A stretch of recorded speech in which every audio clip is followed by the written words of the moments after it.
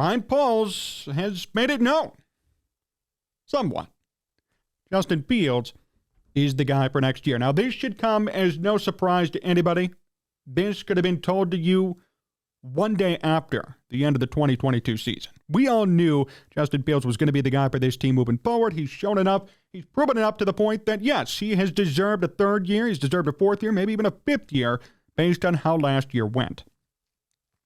The interesting part to that story, though, is this. The Bears will do their homework on this year's quarterback class, which any good GM would do. They're going to be meeting with quarterback prospects this week, the Bears, but they'll likely do so merely as a way of garnering information to pit teams against one another for the top pick of this draft. Doing their due diligence will be crucial when it comes to leveraging a trade, and it's encouraging to hear this, that the front office is leaving no stone unturned. This is from OnTap Sportsnet. Ryan Poles told Patrick Finley and Jason Leisure that Justin Fields was involved in the draft process last year, and he will be involved again this year, too. Justin Fields will have a say in who the Bears may or may not draft. He might be biased, though, right? I mean, he won't be advocating for a quarterback. I don't know. Look, I think this is a predictable development. I think this is something that makes a lot of sense. We knew that Justin Fields was going to be the guy. This comes as no shock or no surprise to anybody, and he's certainly deserved it. It's nice to hear Ryan Poles say it out loud, but it's also nice to see the Bears do their due diligence on quarterback prospects. There is a 0.00001% chance that they draft a quarterback. So might as well do your due diligence and find out who these guys are and what they're capable of. But at the same time, this article brings up a good point. By understanding and knowing what each quarterback and each top player brings to the table, you could pit teams against one another and force them to give up a lot for that top spot. That's the goal.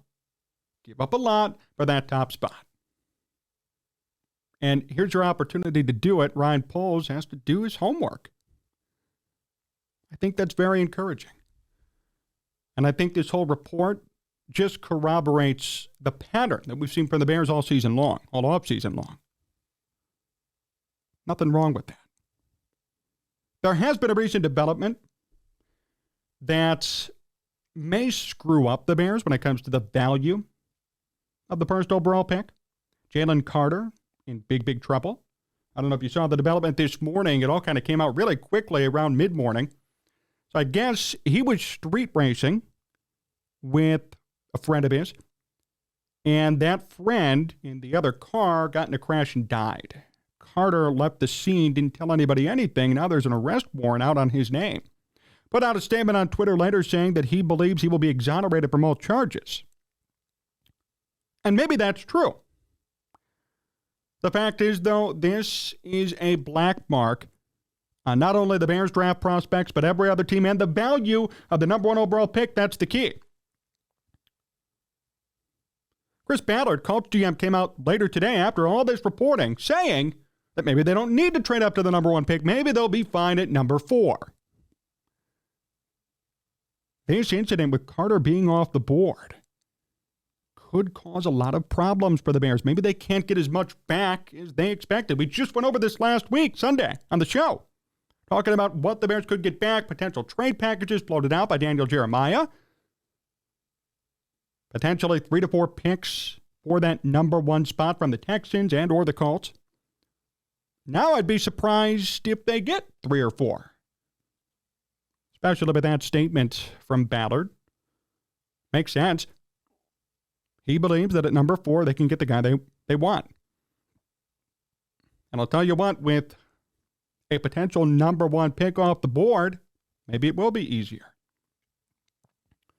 This was an untimely development, and it only, unfortunately, hurts the Bears. Now, the positive is this. Had the Bears drafted him, then found out about that incident, there could have been a whole PR scare and really a draft scare. Bears could have drafted him, he never would have played a game. Very possible. Bears could have drafted him. Hey, number one overall pick, what a great player, or first round pick. And in June, we find out about this crash, arrest warrant, and he never plays a game in the NFL. And then the Bears are in pretty big trouble. They lose the opportunity to use this generational pick for good.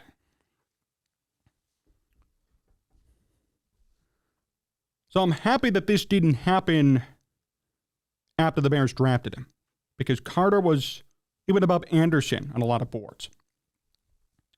But this also goes back to character, too. Let's say somehow, some way, I don't even know how it's going to happen. Maybe as a good lawyer, Carter gets off and everything's okay and he's back on the draft board. I would be very hesitant to take him. Now, I know in the past there have been many guys who approach the draft, who lose draft stock due to personal incidents, and they end up killing it, and that's fine. But the Bears are an organization that has to do with class and integrity. They're not going to involve themselves in a bad situation. Look at what happened with Deshaun Watson. Say what you want about the whole Mitch Trubisky, Pat Mahomes, Deshaun Watson thing. At the end of the day, the Bears have no tolerance for what happened with Watson. And it would have been a complete and utter disaster here in Chicago if in 2019 or 2020, all these accusations came out and Watson was still on the team, or they had to move on from him, then there'd be no quarterback. Look what the Texans are going through right now. The Bears like to stay away, rightfully so, from controversy, and they're an organization, to their credit, of integrity. This does not fit the Bears mold. And I'm happy that this came out before everything happened. Only negative for all this for the Bears is that the number one pick may not be worth as much anymore. You lose a huge draft prospect, a potential number one pick, and it makes it easier for some of these teams like the Colts to stay confident at staying at 4.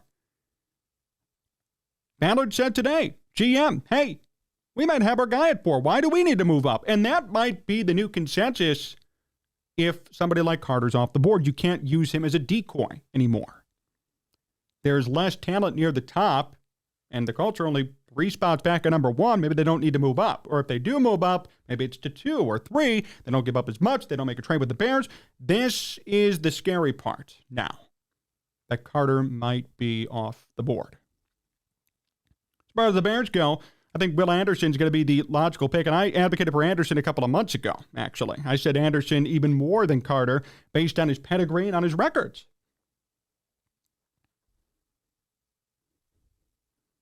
He was very good in college. All-time SEC leader in sacks. Top 10 in NCAA history in sacks and tackles. Will Anderson has a proven track record of success in one of the best, if not the best, conference in all of college football. You are not going to go wrong in taking Will Anderson. I could assure you that. And I think at this point, that might be the Bears' only choice, unfortunately. They've kind of run out of options a bit. And it's all Carter's fault. So, mixed emotions and mixed reactions from me on this situation. Carter's in big trouble, and I have nothing to say in regards to that situation or what his fate will be. I don't even know, but somebody died. So that's not going to be taken lightly, nor should it. He's in trouble. As far as the draft goes, number 1 pick for the Bears is not going to be worth as much because you've taken out a top prospect immediately. They're gone. They're off the board. So every team's board shrunk a little bit. And someone like the Colts could say confidently, like they did today, we don't need to move to number 4 or number 1. We don't need to move to number 1. We can stay at 4. Well, that could hurt the Bears. Maybe they don't have as much bargaining power or as much leverage or as much of an ability to demand more from somebody like Indianapolis or Houston. That's unfortunate. But on the flip side for the Bears, it is very good that this came out before the draft began. Stay away from Carter. Stay away from him. If somehow he finds his way back onto the board, don't draft him. Not worth it. Not worth the headache that's going to come along with it and the character issues that come along with it. I know everybody's young. Everybody's stupid when they're young, right? Everyone's made a mistake when they're young. Of course. But think about the situation that you're in if you're the Bears. Really any team, but especially the Bears. We're talking about generational wealth, generational talent, generational opportunities. $98 million in cap space. Number 1 overall pick. Quarterback on the rise. New GM, new head coach. Do you really want to complicate the issue and bring in somebody who indirectly or directly, depending on how you look at it, cost someone's life? Not a good idea. And the Bears don't need any more controversy or any more problems right now. They need to focus on winning and finishing the rebuild that they started. So if I'm the Bears, if somehow, some way, which I don't even know how it's possible, but if Carter came back onto the board, don't go near him. That said, they're going to suffer with potential compensation for this pick. They will. The Colts coming out making that statement is pretty bold, I have to say, because they suck. So to come out and say, we could stay at 4, that's pretty bold to say when you had Sam Ehlinger, Matt Ryan, and Nick Foles rotate at quarterback for you this past season. So they feel pretty confident because Carter's off the board, they're going to be okay. That's when you know, personally, that maybe the Bears won't get back as much as they should or as they would have for that top pick. I don't know how anybody could say with the rotation of Matt Ryan, Nick Foles, and Sam Ehlinger that you are okay with staying at 4, but that's me. Maybe they firmly believe it. Maybe it's going to work out that way now because the top prospect is gone. And if that's the case, good for the Colts. They're going to play chicken and win. But that statement, you have to admit, is pretty damn bold. Especially with those quarterbacks that you had on your roster playing and starting games for you this past season. You have a rookie head coach now. You have no quarterback, and you're saying, I'm going to stay at 4. Or maybe I could stay at 4. Bold. They weren't saying that a week ago. We were on this show. Jim Irsay, owner, said we have to move up to get a quarterback. Now we might be able to stay at 4. All because of this. Look at the fallout that's coming from Carter being in trouble, being off the board. 1 week difference from we may have to move up, we have to move up to, we might stay at 4. All because of one guy leaving everybody's board. That's my point. Things change, circumstances change, and now all of a sudden the Bears may not get as much back as they should. That's unfortunate for them. But at the same time, I'm really happy they avoided drafting him because that would have been a problem.